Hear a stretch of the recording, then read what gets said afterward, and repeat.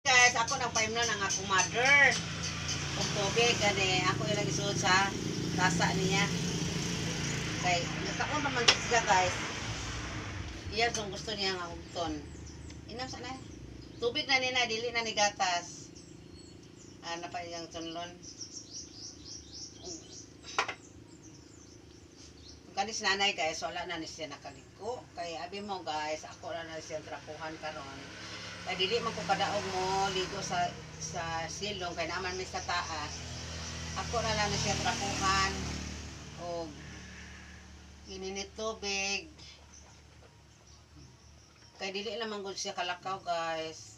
Sakita naman siya ang tuhod, magtrapo na lang mi niya kalingaw.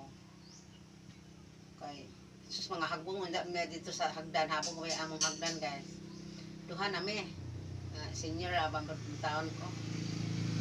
Ya, mo nang magtrapo lang mi mag-ilis ko, trapuhan ako siya, bad din ako. Kay o naman tani ligo-ligo. Mura ra po ni siya maligo guys kay ang nabakara ako basaon. Tangan mo na ako siya. Ako kung tangan din ni tubig. Ya ako ikuan siyang basta siyang lawas tangan ditsuhan ako trapo kay kini siya hubakon pod guys. Mahadlok ko hubakon malugay na ganisa. Narong galing ko tugnaw kaayo. Mahadlok ko hubakon kay maora jud na iyang sakit guys. Hubakon kung mapikil siya.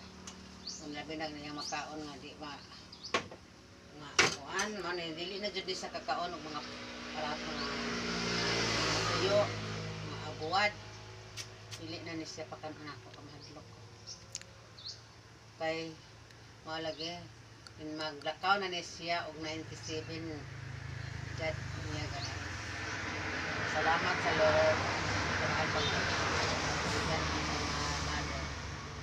Thanks God. Maora ko to guys. Bye bye. See you next vlog. Mama Dils vlog.